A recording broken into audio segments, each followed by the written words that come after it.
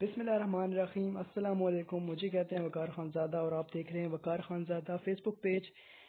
آج ہم ایک تیسری ویڈیو بنا رہے ہیں LLB پارٹ 2 کی پریپریشن کے حوالے سے، اور آج ہم نے ٹاپک چوز کیا ہے رجسٹریشن ایکٹ سے، جو کہ ہے effect of non registration of the document.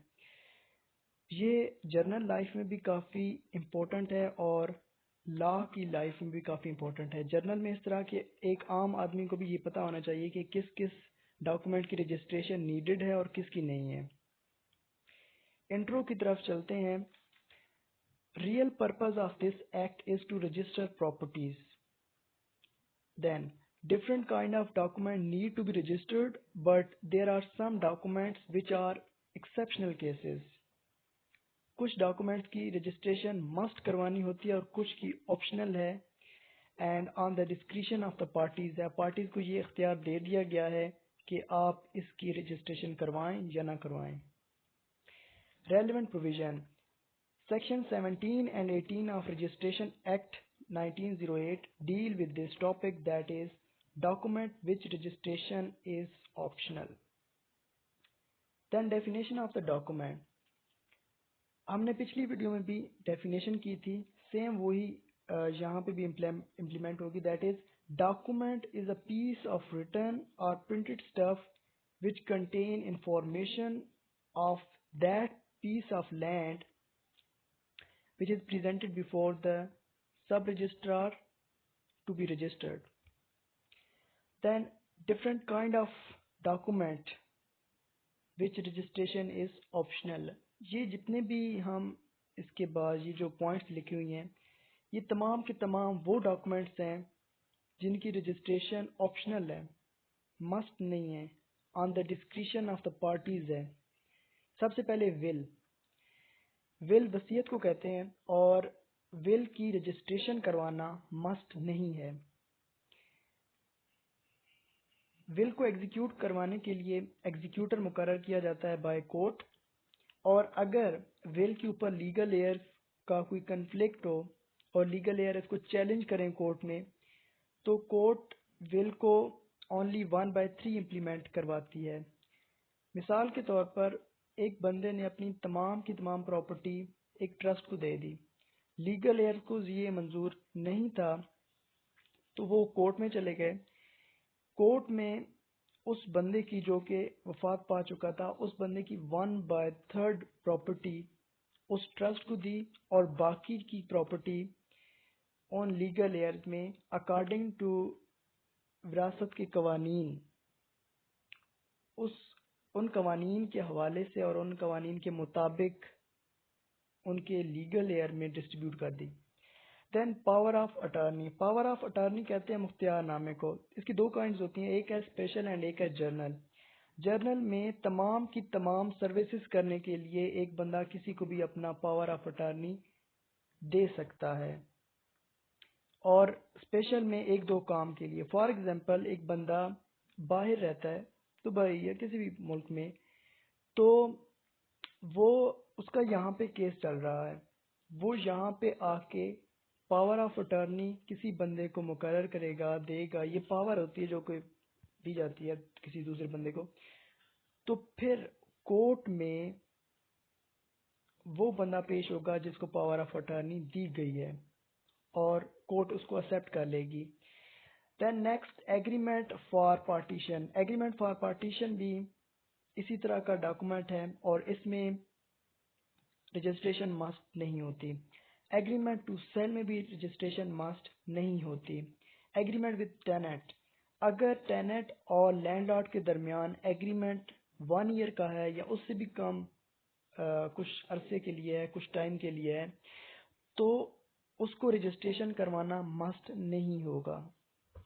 Then agreement of mortgage, mortgage گروی رکھوانے کو کہتے ہیں، اور اگر دو پارٹیز کے درمیان ایک پارٹی نے لون لینا ہے اور دوسری پارٹی نے کوئی چیز گروی رکھ کے تو لون اس سے لے گی، تو جو پارٹی لون دے رہی ہے اور جو پارٹی لون لے رہی ہے ان کے درمیان ایک ایگریمنٹ ہوگا، اس کو کہیں گے ایگریمنٹ آف مورگیج، اور اس ایگریمنٹ کو رجسٹر کروانا لازمی نہیں ہے. Then promissory note it's kind of promise in return. ایک پارٹی دوسری پارٹی سے پرومس کرتی ہے کہ آپ مجھے اتنا لون دیں، میں اتنے عرصے کے بعد آپ کو لون واپس کر دوں گا. And that promissory note is the agreement between two parties and there is no need to be registered that promissory note. Then دو kind of deeds ہوتی ہیں، ایک ہوتی ہے deed of gift اور ایک ہوتی ہے deed of adoption. دونوں میں parties کی مرضی ہوتی ہے کہ وہ اس کو رجسٹر کروائیں یا نہ کروائیں. Then different kind of releases ہوتی ہیں جن میں مختلف پارٹیز ہوتی ہیں. تو ان ریلیزز کے لیے بھی رجسٹریشن لازمی نہیں ہے. یہ بھی پارٹیز کو اختیار ہوتا ہے کہ وہ ان ریلیزز کو رجسٹر کروائیں یا نان رجسٹریشن کے طور پر چھوڑ دیں. کنٹریکٹ ایک میجر فارم ہے جس میں کافی زیادہ ڈاکومنٹس آ جاتے ہیں. تو کنٹریکٹ جب ہوتا ہے تو ان ریٹن ہوتا ہے اور اس میں وٹنسز شامل ہوتے ہیں. تو اس وجہ سے کنٹریکٹ کو بھی رجسٹر کروانا لازمی نہیں ہے. Next effect in case of non registration. اب مختلف کیسز اگر آ گئے ایز ٹو ایویڈنس آپ نے پیش کرنا پڑا کورٹ میں، یا پھر بعد میں ایک پارٹی نہ مکر گئی یا دوسری پارٹی کوئی فراڈ اس نے کر دیا، تو پھر ان کو انفورس کیسے کیا جائے گا اور کیا یہ انفورس ہو سکتے ہیں یا نہیں ہو سکتے. سب سے پہلا ہے ایز ٹو ایویڈنس. آپ ان ڈاکومنٹس کو پیش کر سکتے ہیں کورٹ میں، اس کا کوئی فرق نہیں پڑے گا کہ یہ نان رجسٹریشن ان ڈاکومنٹس کی ہے.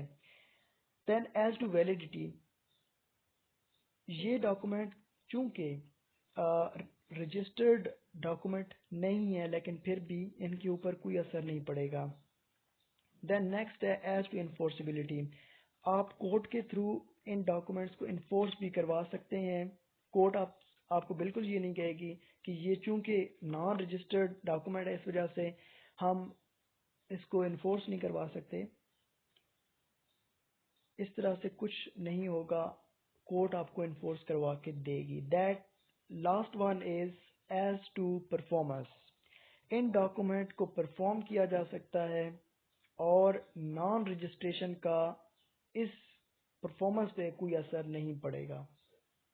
کنکلوژن، ہم اس تمام ڈسکشن کو اس طرح کنکلوڈ کر سکتے ہیں کہ کچھ ڈاکومنٹس ہوتے ہیں جن کی رجسٹریشن آپ نے لازمی کروانی ہوتی ہے، لیکن کچھ ڈاکومنٹس ایکسیپشنل کیسز ہوتے ہیں، آپشنل کیسز ہوتے ہیں جن کی رجسٹریشن آپ نہ بھی کروائیں تب بھی کوئی فرق نہیں پڑتا. اور یہ ڈاکومنٹس اس وجہ سے ان کی انفورسبلٹی پہ اور ویلیڈیٹی پہ کوئی اثر نہیں پڑے گا کیونکہ یہاں پہ مختلف پارٹیز ہوتی ہیں، ان کے درمیان ایک کنٹریکٹ ہوتا ہے، ایگریمنٹ ہوتا ہے جو کہ ریٹن ہوتا ہے. لاسٹ میں آپ سب کا بہت بہت شکریہ ویڈیو دیکھنے کے لیے، اور اگر آپ کو ویڈیو اچھی لگی تو زیادہ سے زیادہ شیئر کریں. Thank you.